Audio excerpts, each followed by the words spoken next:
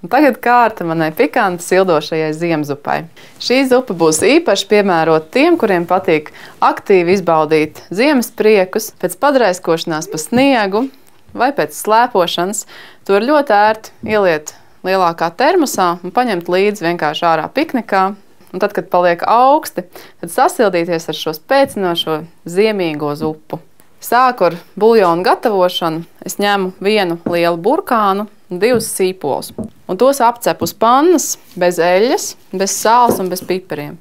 Sīpolu griežu šādā te veidā, uz pusēm, tādus vesels liels gabals. Lieku uz pannas. Sīpols un burkāns vajag apcept, tāpēc, lai buļļonam būtu labāka krāsa, lai tas būtu garšīgāks un piesātinātāks. Tieši tāpatās es apcepšu arī jaunlopu kauliņus. Tos vienkārši apbrūninu uz pannas bez eļļas.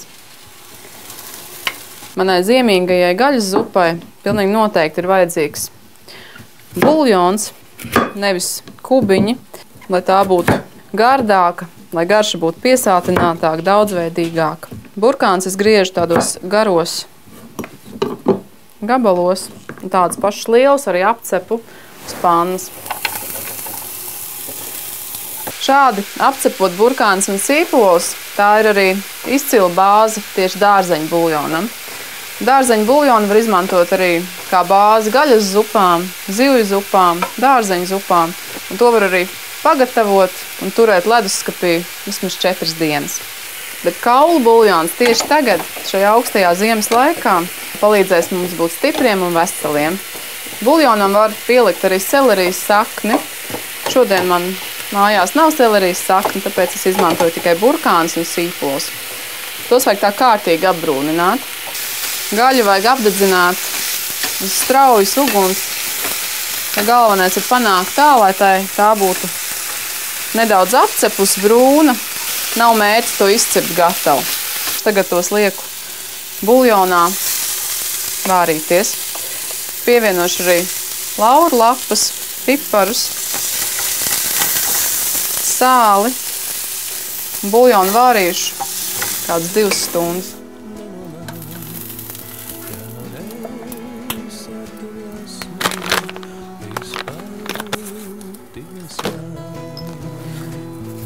Sāli likšu arī vēlāk pēc garšas. Tagad tik nedaudz. Un garšai pielikšu arī ķiploku. Lieku vesels ķiploku daiviņas. Buļļons, lai tagad vārās, un nedaudz vēlāk taisīšu savu super vienkāršo kukurūzas našķi, kurš man ir mīļš jau no bērnības. Garšos visiem!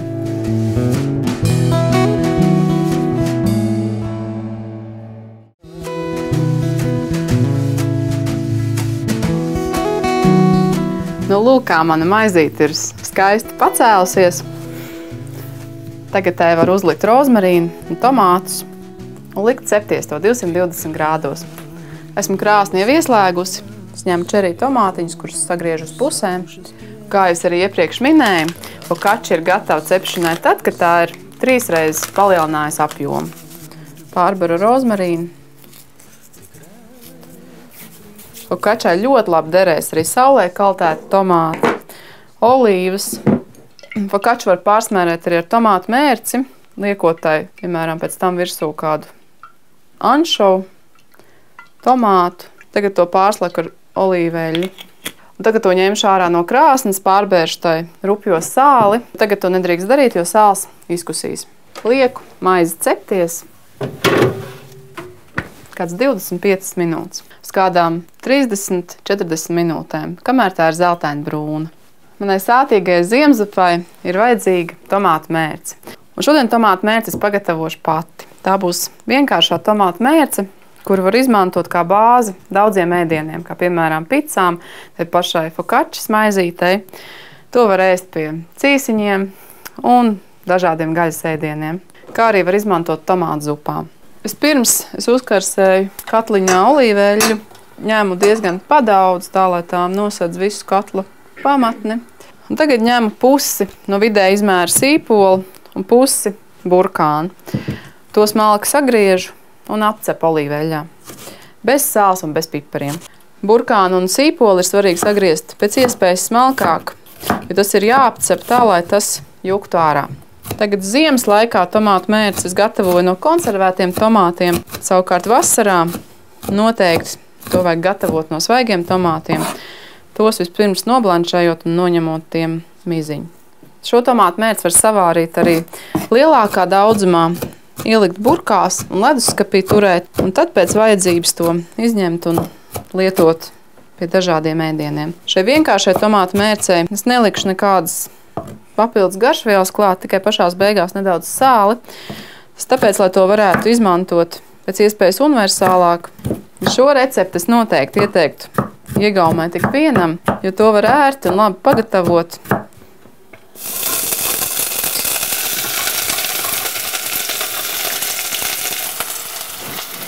Tad, kad burkāni ar sīpoliem ir tā kārtīgi apcepuši, mīksti, tad lieku klāt konservētos tomātus, veselu buņģu, tas ir kādi 800 gramu. Tagad tomātu mērcei ļaušu vārīties kādas 30 minūtes. Pašās beigās pievienošu pavisam nedaudz sāli. Maize ir cepusies 220 grādos 30 minūtes, un tā ir brūna, un to var ņemt ārā no krāsnes. Cepšanās laikā to es vairākas reizes pārslacīju ar olīveļu, tāpēc, lai tā neapdegtu. Var just, ka maizītes garoza ir kraukšķīga, viducītim ir jābūt mīkstam. To nedaudz padzesēšu, un tad var sagriezt jau. Redzat, cik burvīgi ir mājās cepta maizīte. Bet savai zupai es pievienoju čili pipariņu. Vienu. Nogriežu tam kātiņu un ar visām sēklām, lai ir asumiņš.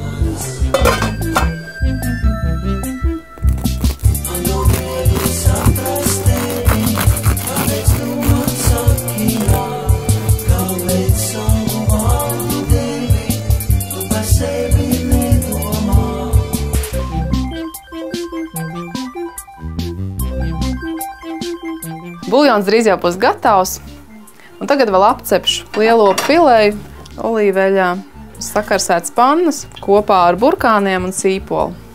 Gaļu ņemu kādus 500 gramus un vienu sīpolu un vienu burkānu. Gaļu kādu brīdi pacepu, lai tā kļūst nedaudz mīkstāk. Sablenderēšu man tomātu mērci. Vārīšanās laikā te nedaudz pievienoju sāli.